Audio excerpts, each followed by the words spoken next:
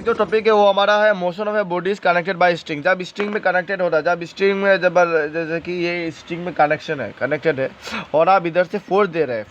इसको, इधर से आप खींच रहे हैं, ठीक है। तो जिधर पे फोर्स उधर पे एक्सेलरेशन। और जब कि स्ट्रिंग से कनेक्टेड है तो इधर में क्या होगा, अपोजिट इस डायरेक्शन में T1, इस डायरेक्शन में T2, ठीक है। और ऐसे T2 मानने का जरूरत नहीं, डायरेक्ट TT लिख दे, टेंशन, दोनों तरह में टेंशन लग रहा है। और इस दोनों का बॉडी का मास मान लो M1, ये M2। तो फोर डी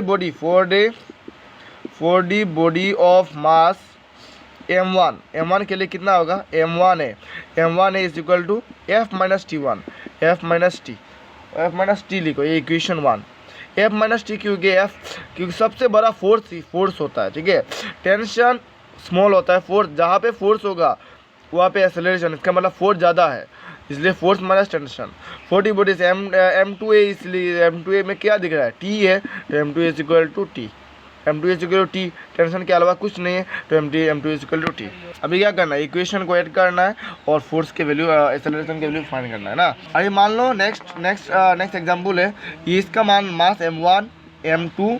M3, ठीक है। तो आप स्ट्रिंग से कनेक्शन करके इसे फोर्स दे रहे हैं, जिधर पे फोर्स उधर पे एक्सेलरेशन। अभी पता है कि स्ट्रिंग से कनेक्शन है तो इधर में क्या होगा, टेंशन लगेगा T1 और इसको टेंशन मान लेते हैं ये T2, इधर में भी टेंशन T2 लग रहा है, ठीक है। अभी M1 के लिए M1 है, 40 बॉडी ऑफ मास M1 है, सबसे बड़ा क्या है, फोर्स है, तो F minus T1। M2A, 40 body of mass M2A के लिए क्या है, देखो M2A के साथ क्या है, पहले फोर्स इधर से लग रहा है तो इधर इस डायरेक्शन में देखो T1 माइनस T2।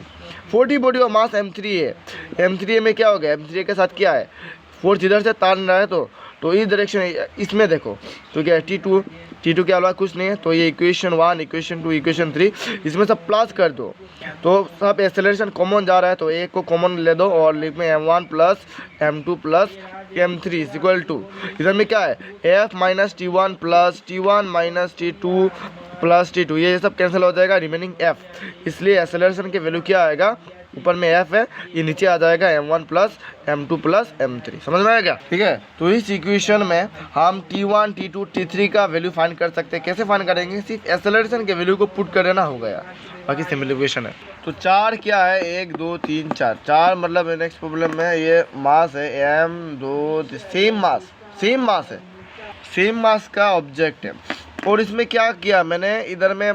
कनेक्शन कर दिया, क्या कनेक्ट कर दिया, स्ट्रिंग से कनेक्ट कर दिया, और इधर मैं फोर्स दे रहा हूँ, मैं इधर से खींच रहा हूँ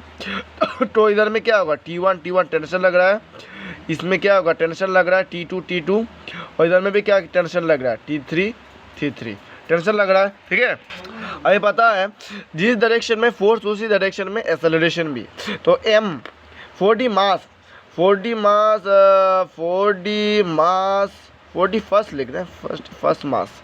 M1 है तो लिख सकते हैं क्योंकि M सेम मास है, तो M इज इक्वल टू कितना होगा, सबसे बड़ा क्या है, फोर्स, तो F minus T1,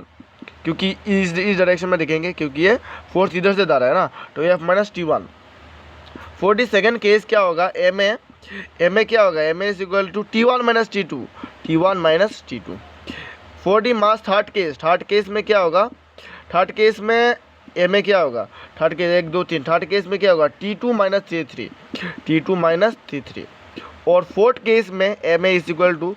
fourth case में क्या होगा, फोर्थ केस में कुछ है क्या, T3 माइनस कुछ है क्या, नहीं है, तो T3,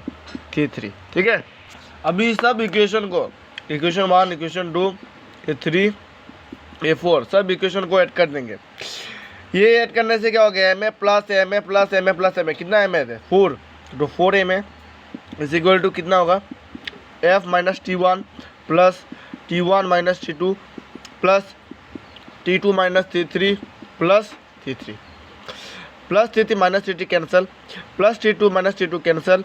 plus T1 minus T1 cancel, तो रहेगा क्या, F। तो एक्सेलरेशन जब लिखेंगे, acceleration is equal to 4M में नीचे आ जाएगा ना, A is equal to F और 4M में नीचे आ जाएगा, एक्सेलरेशन को मैंने अलग कर दिया।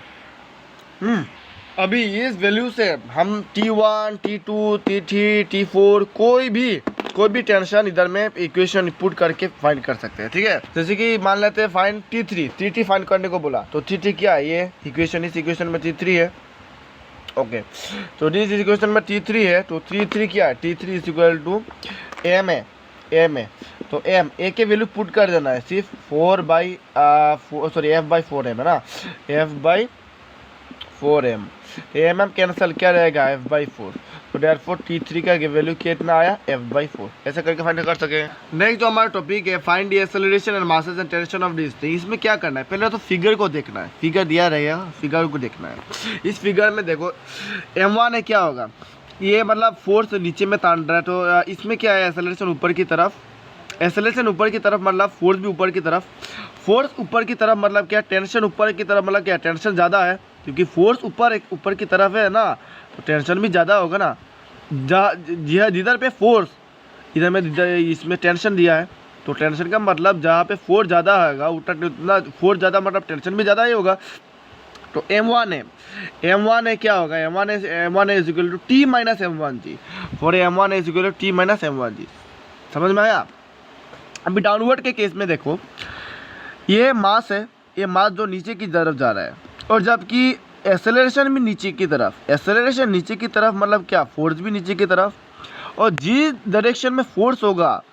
उसमें M2G भी इस डायरेक्शन में है, तो M2G इसमें M2G ज़्यादा है,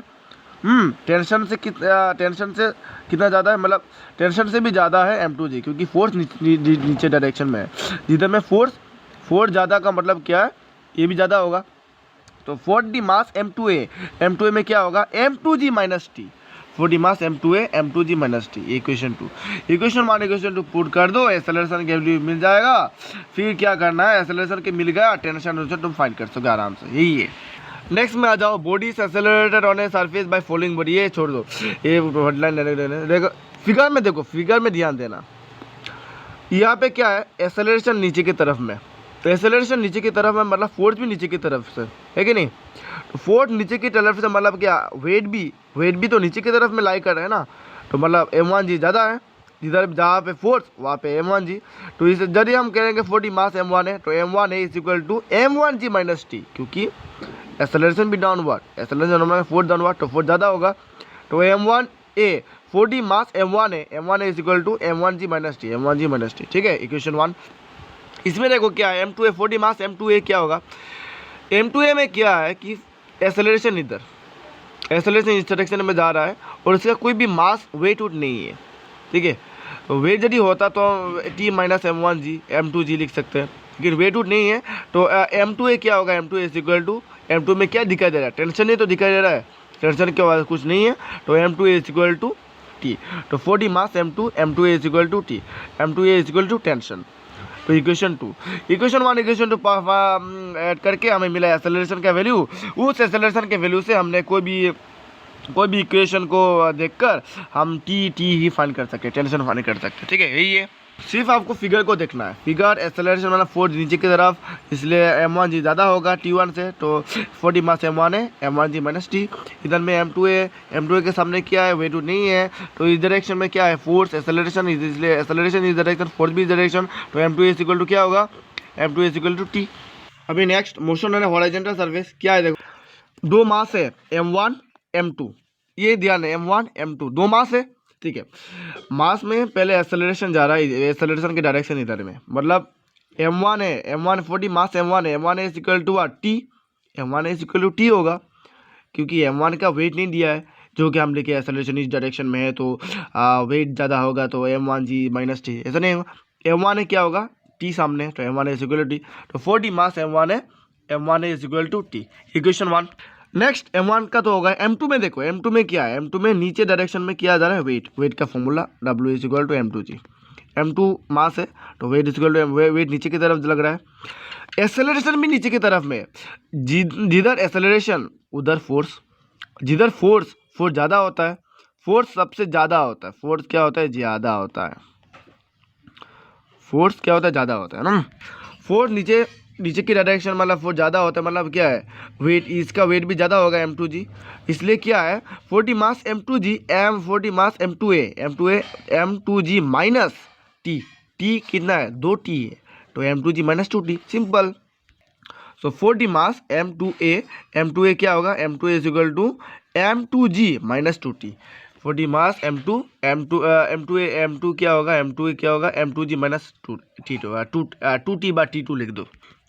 टेंशन है ना, t प्लस टी कितना होगा 2t, तो 2t जो लिखा है मैंने, समझ में आया।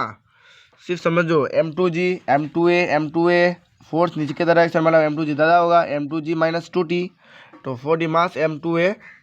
Is equal to m2g minus 2t, ठीक है।